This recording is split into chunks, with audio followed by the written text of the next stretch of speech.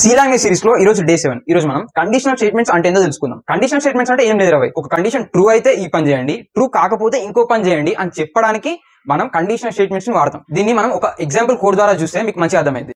ఈ కోడ్ లో చూసుకుంటే నేను ఏజ్ అనే వేరియబుల్ డిక్లేర్ చేసిన, దెన్ ఏజ్ ని ఇన్పుట్ తీసుకొని ఇక్కడ ఇఫ్ కండిషన్ లో నేను ఏం పెట్టినా, if age is greater than or equal to 18 print you are eligible to vote. అంటే మన age greater than or equal to 18 అయితేనే మనం ఎలిజిబుల్ టు ఓట్ అనేది ప్రింట్ చేస్తుంది, లేకపోతే you are not eligible to vote అని ప్రింట్ అవుతుంది.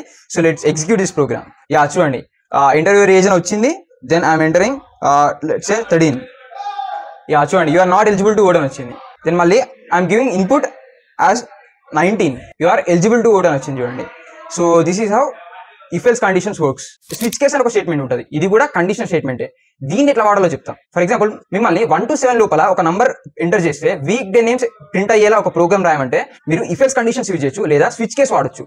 స్విచ్ కేస్ వాడడం అనేది మోర్ ఎఫిషియెంట్ వే. అది ఎట్లా వాడాలో చెప్తా ఇప్పుడు.